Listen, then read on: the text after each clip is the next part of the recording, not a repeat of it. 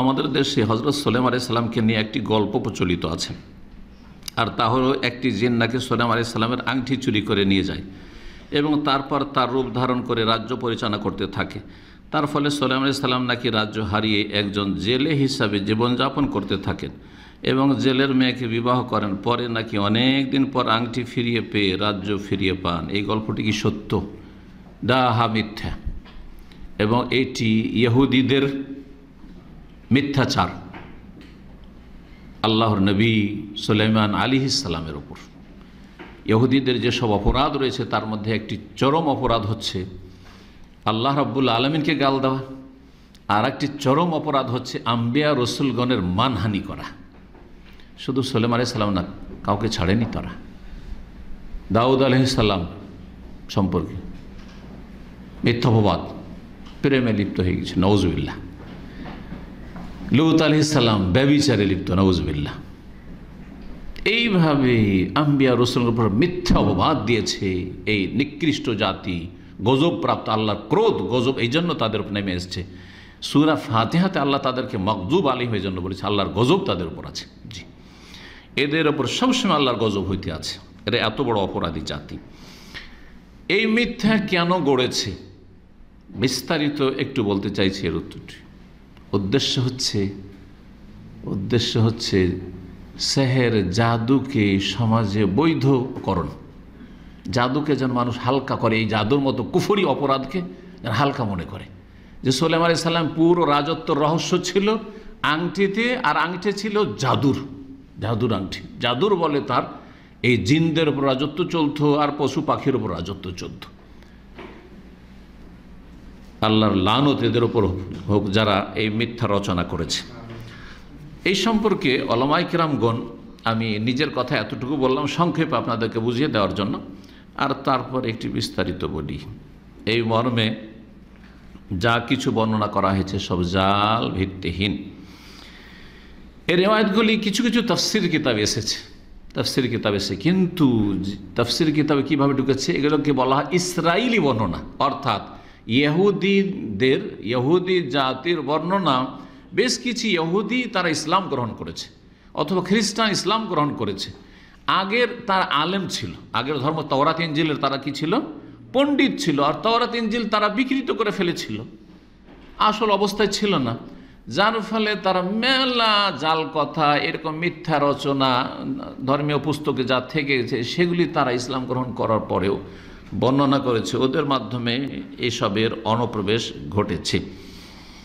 এই মর্মে আমি কয়েকজন প্রখ্যাত মুফাসসিরদের উক্তি আপনাদের সামনে তুলে ধরি, তাহলে বিষয়টি আরও স্পষ্ট হবে। তার আগে একটি কথা বলবো, হচ্ছে আম্বিয়া রসুলগণ মাসুম কিনা? মাসুম মানে তো বুঝেন, তারা পাপ থেকে মুক্ত। জি হ্যাঁ, কমপক্ষে কাবিরা গুনাহ থেকে, বড় অপরাধ থেকে মুক্ত, ঠিক না? তো সেহের, জাদু, এটা কাবিরা গুনাহ না? কুফরি না? আল্লাহ তো কোরআনে খণ্ডন করেছেন এই জন্য। সূরা বাকারাতে ওমা কাফারা সুলাইমান কুফরি করেনি, ওয়ালাকিন্না শায়াতিনা কাফারু, শয়তানরা কুফরি করেছে। ইউআল্লিমুনান নাস সিহর, কারণ তারা সেহের, জাদু শিখাইতো। সুলাইমান আলাইহিস সালাম জাদুর ধারে কাছেও যাননি। আচ্ছা, সুলাইমান আলাইহিস সালাম যদি আংটির বলে রাজত্ব করেন, তাহলে আল্লাহর পক্ষ থেকে স্পেশাল কি দান হইল? এটা তো আল্লাহর স্পেশাল দান ছিল তার।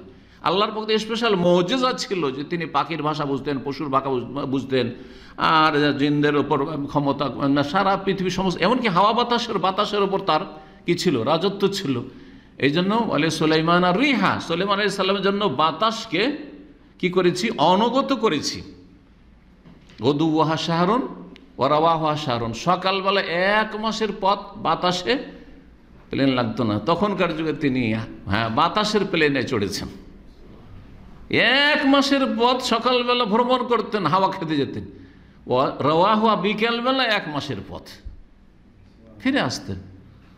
এখন যদি ধরেন একটু আমোদ ফুর্তি করতে, বিনোদন করতে যেতে হয়, ধরেন ফানাতির জবাইল যেতে হবে, আর ভালো ভালো যে কর্নিশগুলো দূরে আছে একটু ধরেন যেতে হবে, কারণ যারা দামামে থাকে দামামের গুলো খবরগুলো ভালো লাগে না, ওইগুলো ভালো লাগে, রহিমা আর ওই আপনার এতে, তাই না? তাহলে আপনাকে গাড়ি চালাতে হবে, হ্যাঁ, কত রিস্ক নিতে হবে। সুলাইমান আলাইহিস সালাম এই বাতাস নিয়ে চলল 1 মাসের রাস্তা, যেমন ধরেন 1 মাসের রাস্তা, মানে সিরিয়া প্যালেস্টাইন বাইতুল মুকাদ্দাস চলে গেলে আবার ওখান থেকে ফিরে চলে আসে, বাইতুল মুকাদ্দাস থেকে বেরোলেন মক্কা চলে আসেন, মক্কা থেকে এমন চলে আসেন, এমন থেকে আবার চলে গেলেন, এইরকম।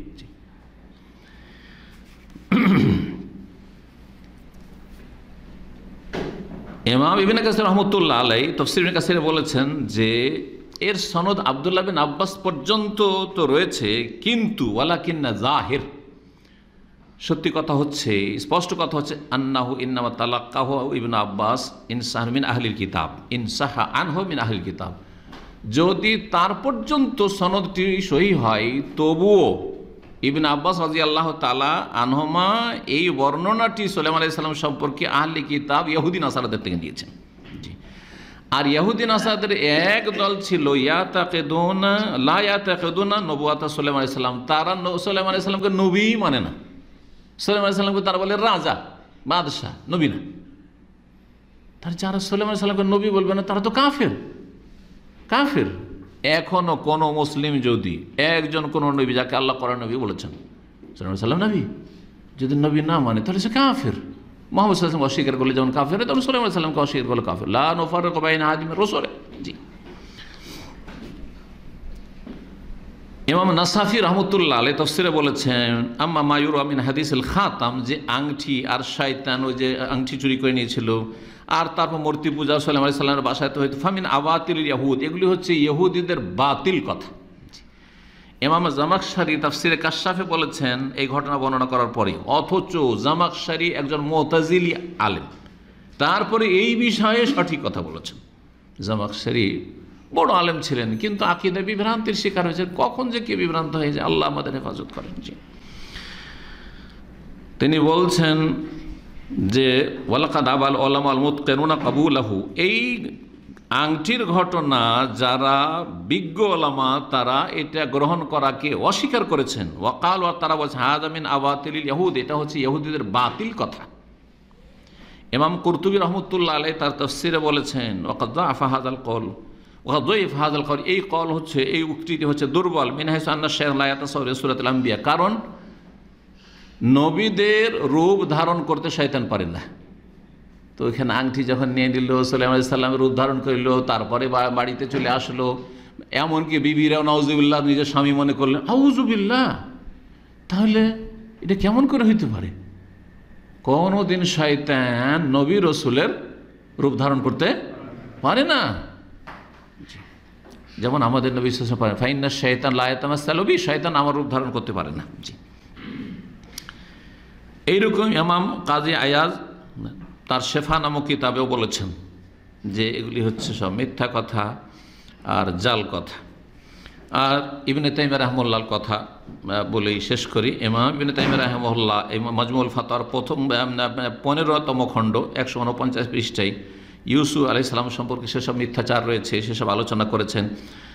আর তাতে যে মানহানি করেছে ইহুদিরা সেসব বা আহলি কিতাব, তাদের সম্পর্কে আলোচনা করেছেন।